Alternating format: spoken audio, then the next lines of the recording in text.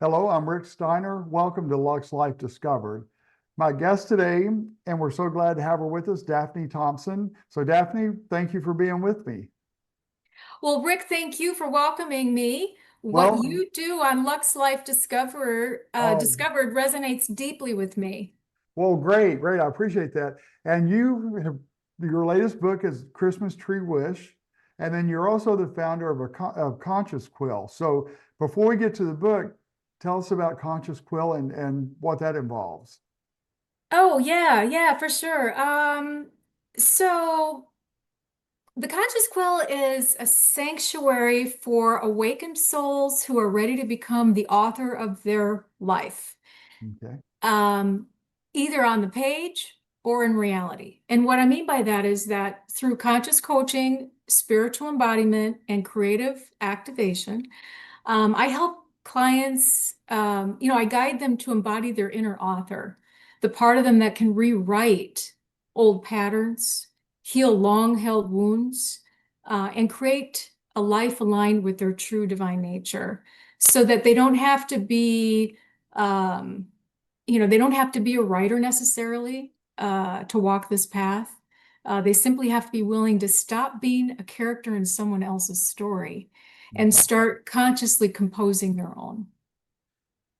How do you find that even people that want to do that, is there acceptance there or is there resistance in some cases? That's a good question. There's always going to be a little bit of resistance. Yeah. That's just part of the human condition. But hopefully that all gets unraveled once they start feeling some of the progress, Right. uh, with the work that we do. But isn't it amazing the people that know they need that and that's what they come to you for in some cases, but they still it's like a wall that has to be broken down. Oh, I couldn't agree more. I couldn't agree more. Yeah. Okay. And then how have you had the conscious quill and been doing this? Well, the conscious quill has interestingly evolved for me. I was actually living the journey, you could say, of becoming conscious. And so part of my own story is the actual um, event that took place in my life that mirrors and reflects the whole story of what's happening in the Christmas tree wish. Okay. So, and so incidentally, the book has become a tool, a learning tool for not only children, but adults as well. Oh, that's interesting. Yeah. Because a lot of times we carry things over to our adulthood that we didn't deal with as children, and it still plays a major role. Absolutely. So tell us about Christmas Tree Wish then. Let's start there and kind of tell us the the premise behind that book and what it's about. Where do I begin? Well, to start, I write stories that help both children and adults reconnect with their light. So the Christmas tree wish in this story, it's about a little tree named Liam who discovers hope, belonging, and who he really is. And in many ways, that mirrors our own human awakening. Today, so many people are experiencing these inner shifts that they don't have language for, which we've been touching on already. Mhm. But it's that feeling of, being ungrounded or separate from themselves or unsure why old emotions are resurfacing. But what they're actually feeling, Rick, is a deeper part of themselves, their true essence that's trying to come forward. So, to answer your question, my work as an author and a conscious coach helps people to realize that awakening isn't a strange phenomena. It's a very natural process. So that's been my work, but it wasn't always clear to me. The clarity didn't, you know, I knew that I loved to write. My passion was coming forward just by the sheer essence of needing to record it. So I would start to journal. And so for years I just started journaling my own inner transformation. And then Okay. with that, it just bloomed from there. So the Christmas Tree Wish has actually been in the works for a number of years then. True? Well, yeah, I mean, personally, yes.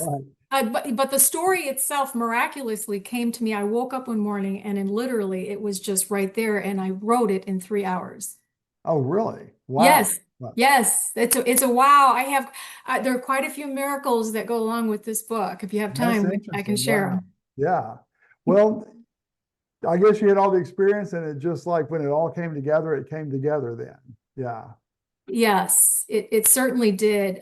It changed my life. It's a life-changing story, and that's actually what happens when a reader gets their hand on a copy of it, is they discover something new in it for themselves. It helps them to be, to feel more alive and more accepting of their past. Okay. What age group do you think is the best for this particular book and the Um, subject? when I started out, needing, you have to classify everything, what genre, what Right. age, that kind of thing. Reader, it's a little bit above the age level for 6 to 9, 6 to 12, Okay. but it certainly fits in that range very nicely. Okay. Um, it that's the age range that I had to put down to in order to, put the book out there and publish it. Right. But what you find out is when you read it that somebody that has holds maybe several PhDs, or is very educated or uneducated, it doesn't matter. The language has some kind of you can say a magical resonance to it that just helps them to go more inward and deep and to find something there that needs to be looked at, you know? Okay. What do you think I don't know, I hate to say obstacle, but what were one of the biggest challenges in doing this book? Huh. Yeah, Well, I love that question because I went through the process of discovery through the dark, so to speak. uh-huh. The whole publishing process took a while because I didn't know what I was doing. I had the help of my husband, my So partner this in is crime. first book? This is my first, yeah, published children's Okay. All book. right. I didn't And realize I that. had no idea I was even going to put a children's book out there because honestly, I thought that I was writing more for adult audiences. Right. But so the whole publishing process is very daunting because especially back when I was in the process of getting this book published, so much has changed since then, really. I mean, honestly, the whole industry now with so many more indie authors out there and much easier methods and processes to get your book published and out there. But at the time in 2000, between 2018 and 2020, when COVID hit, um, I was still, working to just to find a way that was my best uh, path to getting this book Mhm. published, and it was just knocking on doors, sending letters, this, that, traveling, meeting agents. So it's a long, arduous process, or at least it was. It's become a lot easier, as I was saying. That was the most difficult part, really. And one thing I will just add is I had not many, I think a couple one agent and a publisher say, you're coming across a little bit harsh here. I would change the wording around so that you don't, maybe you can address the topic of death, a little softer, or just take it out, just remove it. Well, kind of change the whole purpose of doing it. Yeah. And I knew in my heart and in my soul, in every part of my being, that that was absolutely wrong, that I wasn't going to do that. Yeah. And if I didn't follow my heart, I would be doing a complete disservice to myself and everyone else that I wanted, or who would read the book. Right. Um, so I'm glad I didn't take that advice. And if I had to give any advice to anybody, when you're writing from your passion, trust, just trust, because people always have an opinion. Oh, They yes. always will have an opinion. So, And I've covered this before with other people. The people that have the strongest opinions are usually the ones that have never challenge themselves to live outside their comfort zone. Ooh, I like But that. That's but well they put. can give you great advice on yours and your path and what you should do. Yeah, So true. yeah. So you're the subject of the book, the content, the awakening, and that. How has that been received? Well, Especially even a few years ago, because that was different back then, perception. yes, yes. I could answer that with a double-edged sword. I'll Because bet. yes, because every author, aspiring author wants their book to be received like, hey, people are buying copies, they're contacting, stores that, trigger buyers to buy more Right. books from the distributor warehouses and to keep, oiling the cycle, greasing the pump. Mhm. No, that's not how it happened for me. In fact, it was quite opposite.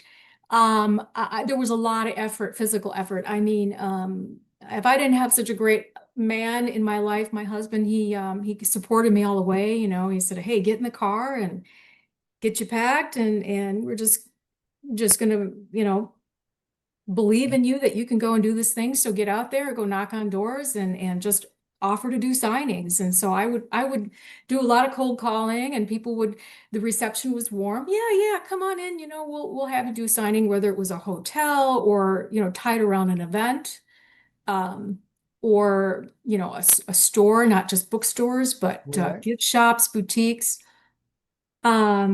And I found that the book was getting a lot of interest from teachers. Okay. Yeah. And so teachers were starting to bring it into their classrooms. And so, but the other side of that is interestingly, what happened is when I was doing these book tours, um, that just so happens that the one I was doing in Wisconsin, um, I had no idea. One of the wealthy business owners in La Crosse ended up getting a copy of my book and contact me and said, "Do you have enough copies if I were to supply the Boys and Girls Club?" Oh, wow. So, there you go. I mean, just big You shocker like that. Nothing I ever anticipated happening, and so those things happen, and it was a nice surprise. did you came up with enough copies, didn't you? Oh yeah, actually I did have enough copies, so That's great. Yeah. But that's a lot of times though, that's when you experience the greatest success is through a means that you totally did not expect. totally, totally. So wow, so he was impressed with it then. If he wanted to do, if he did that, that's awesome. Yeah, yeah. He was apparently very strong supporter, advocate of the Boys and Girls Club, and thought that it touched him in such a way that he felt it could really help the boys and girls Right, of right. America. Yeah. So one thing you talk about too is ego identity and essence identity. How do you cover that a little bit and explain that a little bit more? Right, right. Yeah, that's one that we hear a lot of times the word ego. Mhm. Um, and the ego is limited. The ego is protective. The ego is needing to defend something or justify something to feel self-worth. Right. The essence identity is whole from the beginning to the end of whatever story, whatever experience we're having. It's the alpha omega of our experience. Okay. And so a lot of people, you think people get that confused, that the ego is the essence? You know what I'm saying? Like they don't understand all of this, that think their ego is what really drives them. Oh, absolutely. Yeah. Yeah, I think people definitely get confused about what the ego is, and also, not really being sure altogether entirely what their essence identity is. In fact, that's what the whole awakening is about, is Mhm. what's in here? What makes me tick? Why am I here? Who am I? When people discover the difference and realize they've looked for the essence, and sometimes their ego keeps them from finding the essence, um, are they really kind of shocked at like, wow, I never knew that, or just amazed that they find that identity after all? It feels like coming home, Okay. uh, to put it best. The ego is always something that we're truly running away from. But it's also our safety. It's like our it's it's it's a pseudo identity. It's one that we know doesn't feel right, but it's the only one we know to um to reflect. It's the only identity that we know to identify with and to be toward others. It's what we've picked up all along in life, you Yeah. know. Be this way, don't be that way. Oh yeah. Um, And if you yeah. don't conform, then something's wrong with you, that type thing. Yeah. Yes. Yes. So the whole awakening part of this, how is that part? Because with so many things today, just a simple word can really turn people off or make them gravitate toward you. Did the Yes. awakening, did that like make people be a little standoffish for some reason? Yeah, it's not a topic that people are necessarily comfortable with. Some people, you can chat with for a few seconds and they'll change the subject because they're just not comfortable with it. They're not there, and that's okay. It should never be something that's forced. It should come naturally. Um, but awakening simply means becoming aware of a deeper presence within yourself. So that part of you that's whole, calm, and connected. Most people live from the surface of their identity, i.e., the ego, the part that worries, that fears, that reacts. But awakening is when the deeper self begins to rise. It shows up as intuition, clarity, um, as unexpected emotion, and also a longing for meaning. And what I mean by that is understanding instead of living in a confused state or foggy state. We have so many, this whole podcast is about people living their passion and discovering their passion.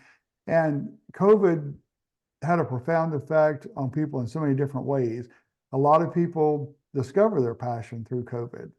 And I could see where COVID, in this case, would make people think more about awakening and discovering their true identity because everything was like put on pause for 2 or 3 years. So we had nothing else to do but kind of think about where do we go from here? What's next? That type thing.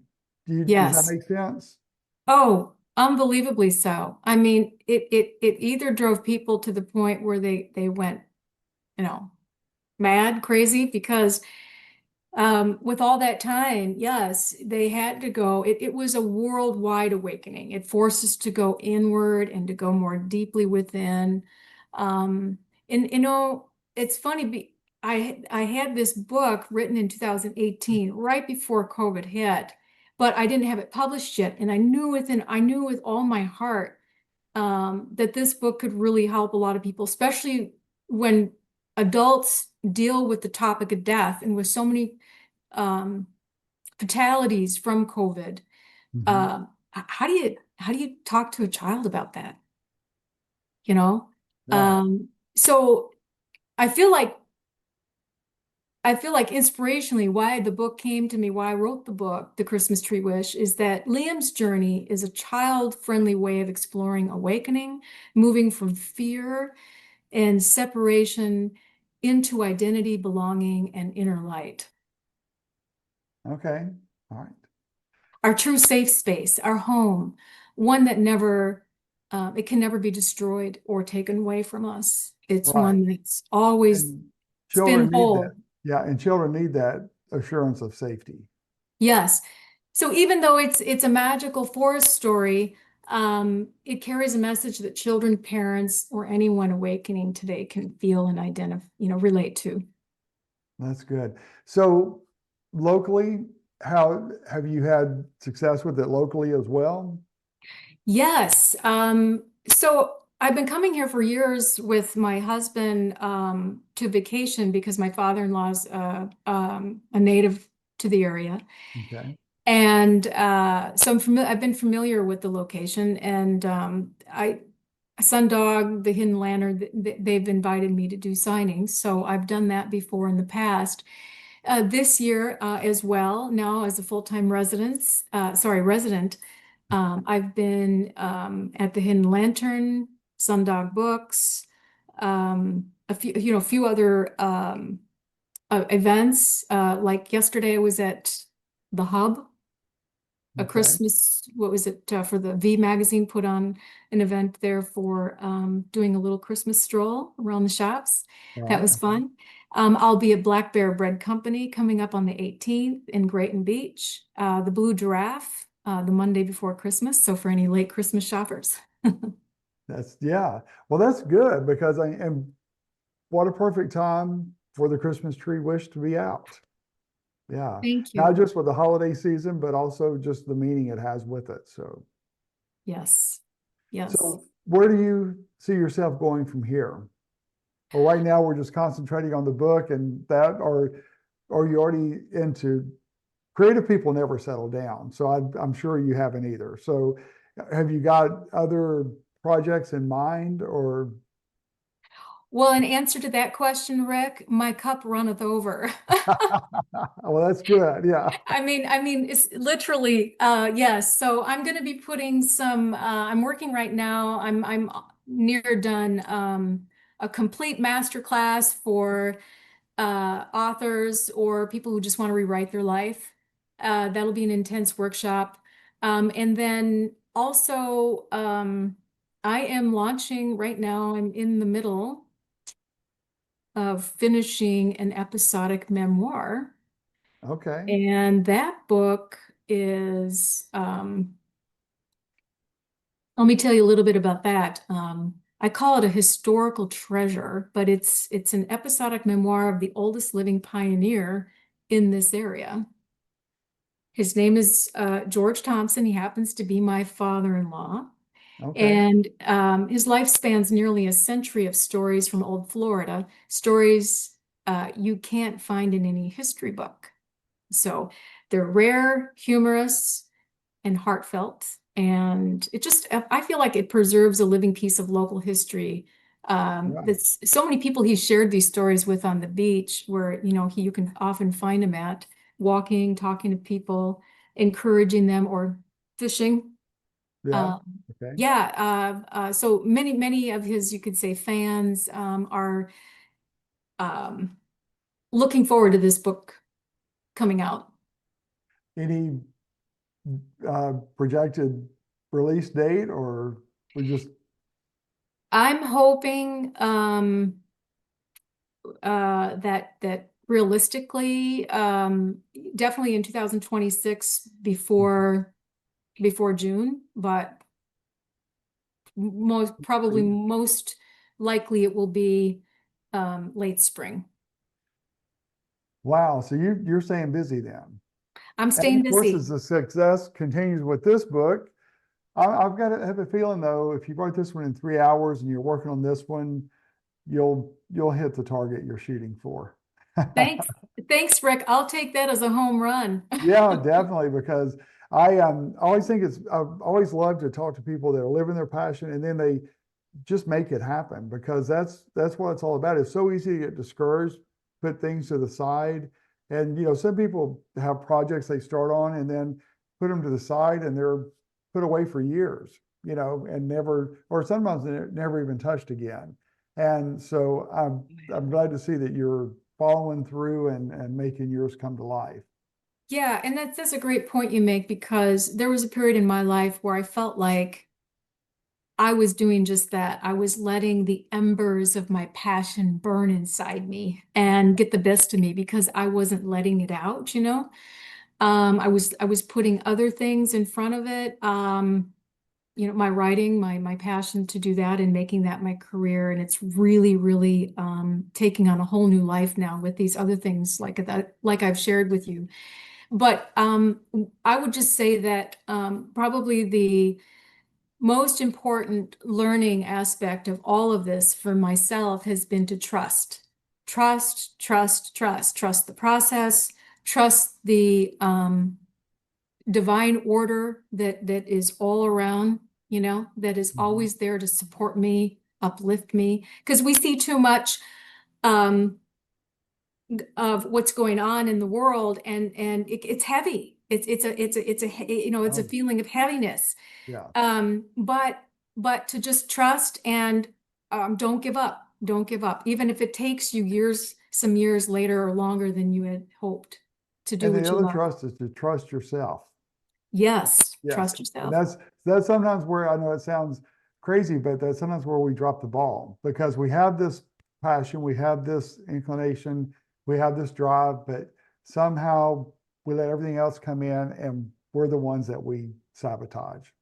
That is absolutely spot on. Spot on. And self-love, and through the awakening process, incidentally, self-love helps, brings us to a place where we don't do that anymore. Well, great. Okay. Well, I can't wait to get the copy of the book and read it myself. So I'm excited about it. I'm a Thank little you. older than 6 to 9, but hey, I'm still going to do it. No, I'm just kidding.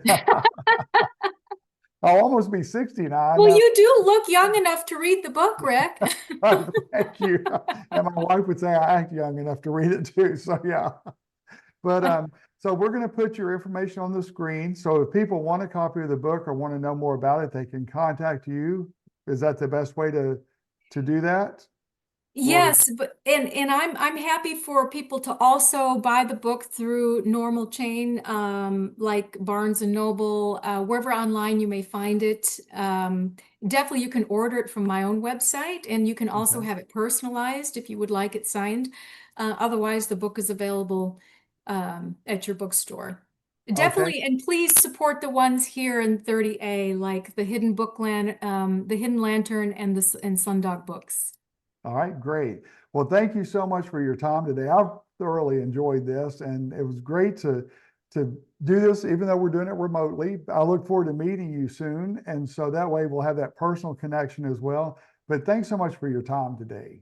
Thank you, Rick, and to all your viewers. Have a wonderful, safe Christmas and holiday season. Okay, great. And that concludes our episode of Lux Life Discovered. We'll see you soon. See you soon.